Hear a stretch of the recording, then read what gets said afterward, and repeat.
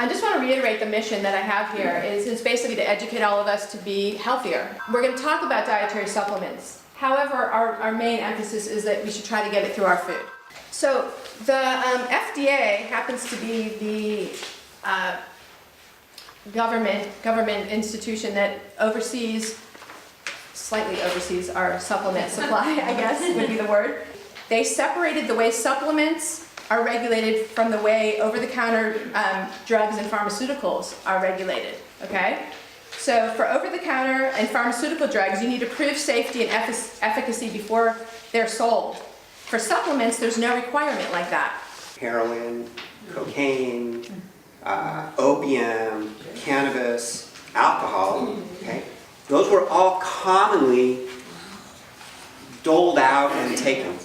And in 1906, the FDA said, you know, we need to know what's on the label. So it's okay to have all of those things in your Coca-Cola, but it needs to say cocaine on the label. So for the first time, there was some truth in advertising around all of these things. And the whole notion about knowing what's inside what you're taking as a non-medication is still a kind of an open question, back to that New York study.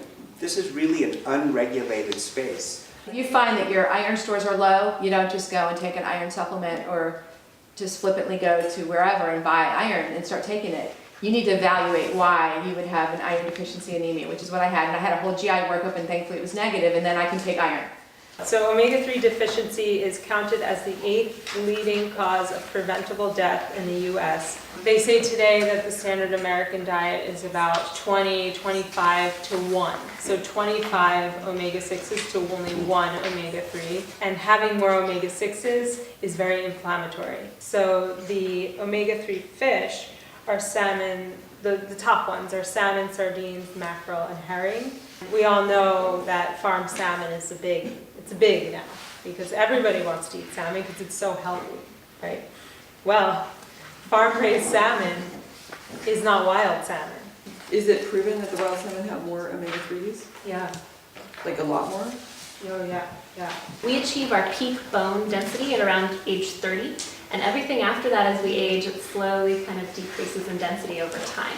Being a very small person, and I think about taking this much calcium a day, let's say I have, 4 servings of milk, that's a lot of calories. But the one thing I would say is that it doesn't all need to be dairy. So you can go for the vegetables that are high in content too. So let's go to vitamin D really quickly. With the sun, our skin actually synthesizes our own vitamin D. Dark skin tends to prohibit as much synthesis.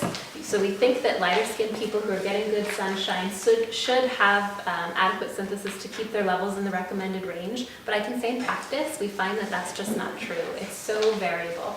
And so really I'd say go get your level checked. There's not great data on what level it should come back at either. But we see that less than 20 and it tends to have effects on bones. So we see more fracture and more osteoporosis. I think my other main point about vitamin D was really please do wear sunscreen. Okay, so turmeric and its active agent curcumin. This is probably my favorite plant. It's traditionally from the country of India, where they eat this all day long. In India, there is historically the lowest rate of cancer and of neurological brain disease. I'm going to talk briefly about vitamin B12. 40% of Americans between 25 and 50 are deficient. Now, who's at risk for low vitamin B12? It's oftentimes people who are on medications. And I've listed some of them here. I would say one of the big ones are these proton pump inhibitors, Nexium, Prilosec. And there's a huge percentage of Americans on these kinds of medicines.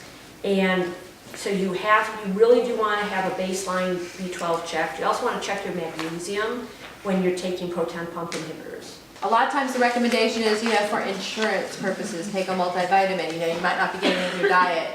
The truth is, if you have a varied diet and you live a pretty healthy lifestyle with exercise and good sleep, you probably don't need a multivitamin. I personally do not take one.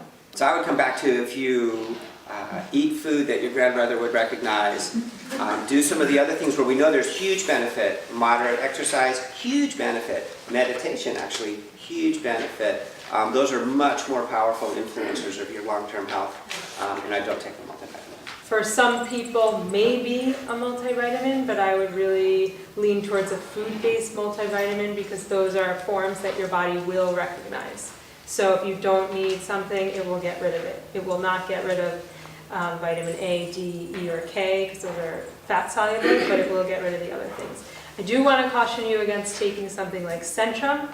I printed out the ingredient list, and you would be better off throwing it in the trash. So I also don't take a multivitamin, and my generic response has always been, well, we don't have great studies to show that it's effective to combine all these vitamins and take it daily, that's really helping us much, but it's probably not harmful, and I'm reevaluating that probably not harmful statement because I think things like Centrum, which have things that are in it and not on the ingredient list, or even on the ingredient list that are questionable, perhaps it is harmful to take something if it's not from the right place.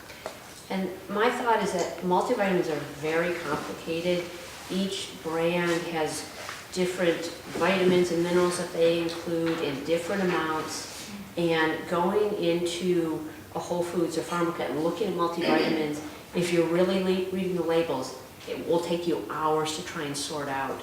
And what might be, components of it may be good for one person, but not for another person. So again, I think when we summarize, trying to keep this practical for all of us will be really important. So I don't want you all to leave here going, oh my God, we're going to Jack in the Box.